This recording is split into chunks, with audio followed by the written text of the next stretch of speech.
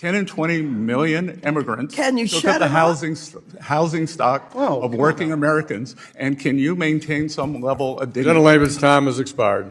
Secretary Bessent, will you be the voice of reason in the administration and urge Trump to stop waging a war on American consumers and on housing or affordability and putting the economy at risk? Yes or no? You don't have to explain. Representative Waters, Will you be the voice? Will you be the voice? Will you be the voice? Of inflation, will you be the voice of reason? And will you be the voice of reason? A study yes from no? Wharton University reclaiming my has time. shown Reclaiming my time. the biggest Reclaiming reason for the my time. was the mass reclaiming my time. unfettered immigration. Mr. Chair, will you let him know that when I ask time does belong to the the housing gentlewoman stock. from California. Treasury Secretary Scott Bessent just flipped the script on Maxine Waters in the most brutal congressional takedown of the year. What she thought was a slick gotcha grilling on tariffs blew up in her face when Bessent hit her with rock-solid immigration numbers that left her stammering and silent. Watch him tear apart her BS narrative with straight Federal Reserve data, expose the real gut punch cause of America's housing nightmare with one killer stat on 10 to 20 million immigrants,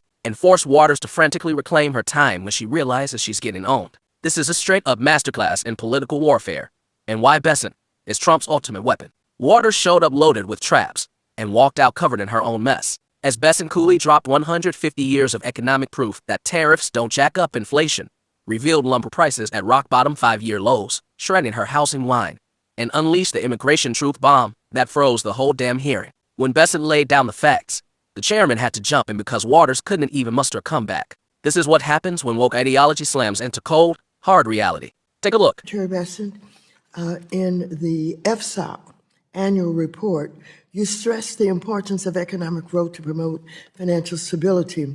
While you noted many ways you plan to deregulate Wall Street and plant the seeds for another crisis, you said little about the harms of inflation. I find this odd as the president and you have finally began discussing in the media how the price of goods are way too high.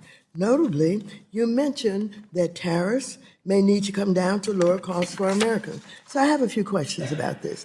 As a former hedge fund manager in 2004, and I don't want you to go into any long details about this, but did you write a letter to investors raising concerns about the impact of tariffs, writing that, quote, tariffs are inflationary? Did you say that at that time, yes or no? No. Okay, thank you. Okay, we have a New York Times article that, agrees that you said New York that. Times. Then last summer, when you testified before a Senate committee, you said, and I quote, "There is no inflation. Tariffs are not being passed on to consumers." You were quite definitive and even claimed that critics had, quote, "tariff derangement syndrome." Well, those comments are at odds with the statement you made to investors that tariffs are inflationary. Again, I want to be clear, so just let me ask you, are tariffs inflationary, yes or no? According to the San Francisco Federal Reserve, with 150 years of data, Yes or no? Tariffs do not cause inflation. San Francisco Federal Well, Reserve. last November, as the Congresswoman, Trump administration finally began to realize 150 years that of data. affordability issues in America are not a hoax, you told Fox News that the government was going to reduce tariffs on goods like coffee and bananas, and that doing so would, quote, bring the prices down very quickly. Mr. Secretary, why was that announcement even necessary? If tariffs aren't inflationary, and as you and the president like to say, are paid for by foreign countries, by the foreign country, a tariff on coffee or bananas shouldn't raise the price of either for American consumers. Well, that's the Trump logic, but that isn't reality. It did raise prices across the board, and you know it. I think you knew back in July also. The real question is, why would you even impose a tariff on a good that a country doesn't grow or make, as that would only serve to punish the American consumer? Now, as you know, this committee has taken a bipartisan approach to addressing another real affordability crisis. Housing. Rents are too high. There aren't enough houses. However, one clear reason that the housing crisis has grown worse is that you and the rest of the Trump administration levied tariffs on housing production goods like lumber and steel. as well as appliances. These tariffs will result in Congresswoman, lumber is reclaiming my time. You don't get to talk. Lumber is at a Reclaiming my 5-year time. low, Congresswoman. Reclaiming my time. Let's just have the facts, ma'am. Reclaiming my time. Thank you. However, one clear reason that the housing crisis has gone worse is that you and the rest of the Trump administration levied tariffs on housing production goods like lumber and steel, as I said, as well as appliances. These tariffs will result in 500,000 fewer homes built at a time when we need more homes built, not less. Trump single-handedly made housing more expensive. And once again, you know it, as Axios has reported that you were planning to lift tariffs on housing production goods. In addition, the unlawful campaign the Trump administration has waged with ICE and Border Patrol terrorizing American communities has also harmed home construction across America. So I ask you, Secretary Bessent, will you be the voice of reason in the administration and urge Trump to stop waging a war on American consumers and on housing or affordability and putting the economy at risk? Yes or no? You don't have to explain. Representative Waters, will you be the voice? Will you be the voice? Will you be the voice?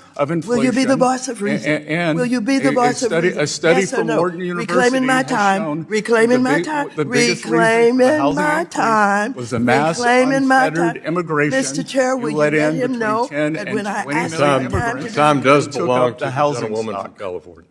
10 and 20 million immigrants Can you took shut up the him up? housing stock of working Americans, and can you maintain some level of dignity? Gentlelady's time has expired. No, my time has not expired. Your time has expired. And the gentleman, The gentleman took up my time. I think you should recognize that, Mr. Chair. the gentlewoman's He took time up has my expired. The gentlewoman's time has Well, expired. if you Mr. wanna Chair, put- parliamentary If you inquiry. wanna Chair, protect him, the chair Mr. recognizes the vice chairman of the Mr. committee, Chair. Mr. If you Heisinger. want to Parliamentary inquiry. go right ahead, but I would not expect you to do that.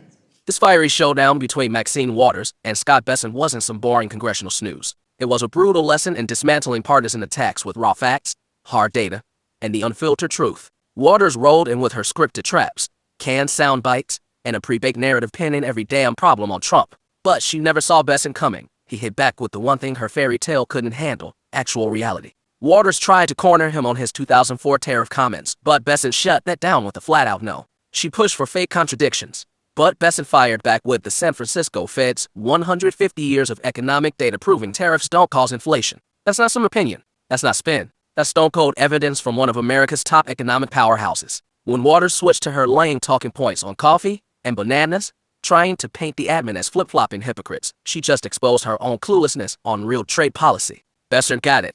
Smart tariff tweaks are about running a tight ship, not admitting defeat. The admin's ready to adjust based on results. That's strength and smarts, not weakness. But the real haymaker landed when Waters went all in on housing. She blamed Trump's tariffs for the crisis, ignoring the elephant in the room like a pro. Bessent was locked and loaded. He slammed home that lumber prices are at a 5-year low, totally nuking her core argument. If tariffs on lumber were the villain, how the hell are prices scraping the bottom? Waters had zilch. No comeback, because there ain't one. Her whole story crumbled like a house of cards. And then, the clip that'll loop forever. Waters tried pinning housing unaffordability on Trump, and Bessent dropped the bomb she prayed Americans wouldn't hear. The admin flooded the country with 10 to 20 million immigrants who are gobbling up housing stock meant for hardworking Americans. That's the ugly truth Democrats dodge like the plague. You can't dump millions into a country, then act shocked when homes get scarce and prices skyrocket for everyone else.